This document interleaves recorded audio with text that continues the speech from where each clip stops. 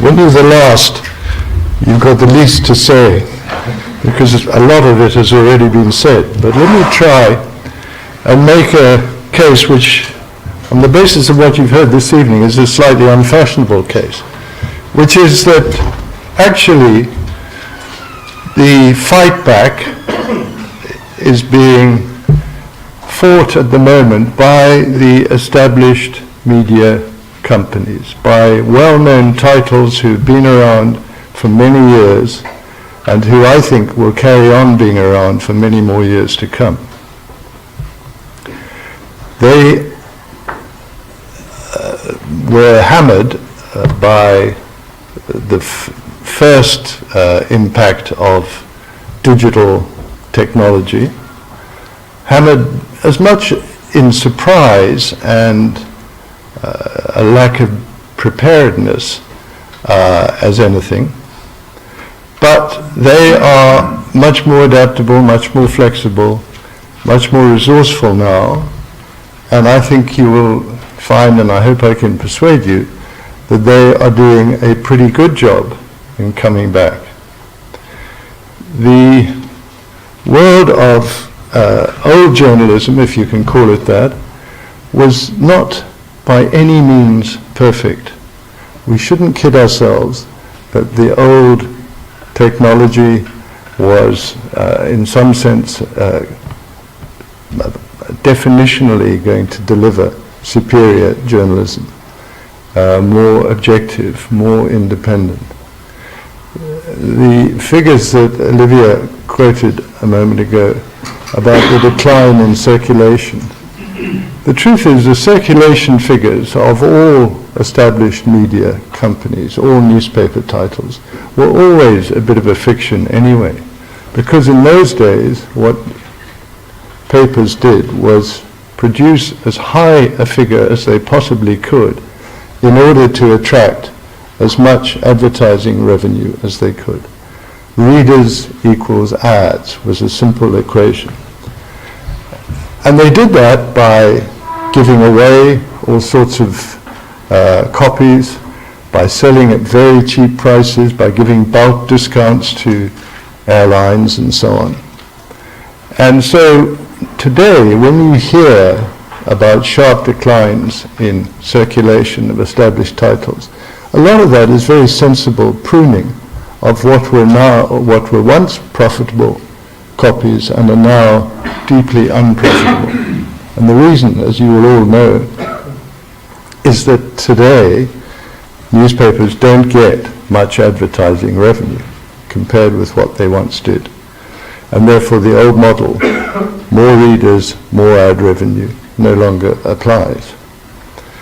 Instead, what they're having to do is turn around and recognize that there is a opportunity out there to charge people more at the same time as there is a massive opportunity to cut their costs.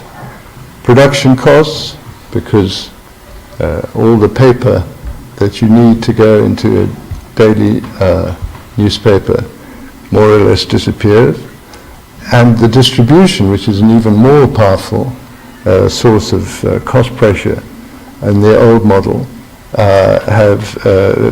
is solved overnight. You have instant distribution, pretty much costless. So the two big advantages of this new world for established titles are there and there to be exploited. Interestingly, if you look at what happens when readers are given a choice, as opposed to steered in one direction, steered mostly towards online digital news and analysis, they often choose print. The print circulation of The Economist continues to rise month by month, the print circulation. Yes, the digital circulation rises faster, but it is still regarded by many people as a very desirable thing to have it in print that they can hold and put in their bag or whatever.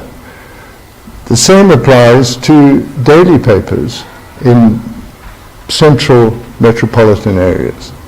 Not true if you're far away from a distribution point where you're going to get your paper at midday and you can just turn on your screen and get it at 6 o'clock in the morning.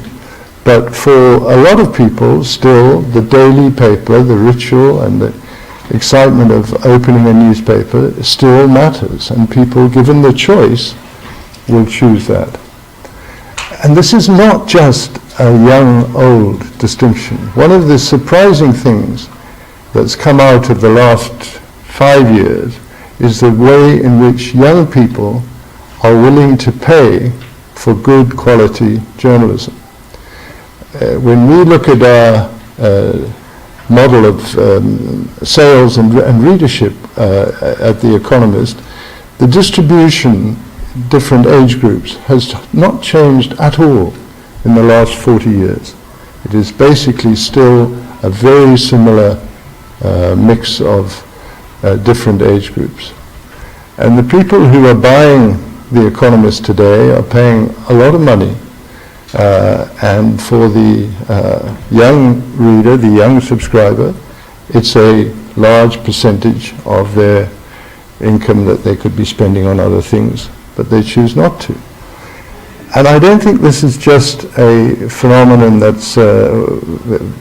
applies to weekly papers, although there are a lot of weekly papers that are doing fine, weekly magazines, but their daily newspapers are doing well too. You look at the New York Times, the Wall Street Journal, you look at the Washington Post, although it's harder to be sure about exactly what's happening to its finances. In Britain, you look at the Times, the Financial Times. These quality titles are actually flourishing online, and in the cases where the choice is there, in print as well.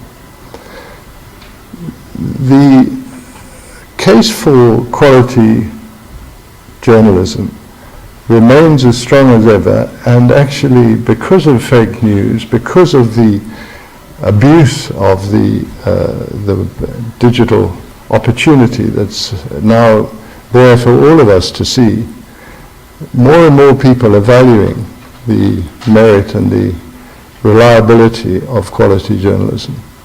So I wouldn't be too gloomy about it. And I would also say that the way in which this debate is conducted implies, not in the case actually of Mark at the beginning, that there is something evolving here on the social media side. And it will continue to evolve. And there will be a point, I suspect sooner rather than later, when social media companies will have to accept that they are not tech platforms, they are publishers. And they will be treated as publishers. And they will be subject to the same rules and laws, libel and so on, that traditional publishers are. And it won't be long before what might appear to be a rather uneven playing field is leveled up. So all I would say to you is, if Olivia describes herself as an old bat, I describe myself as an old dog.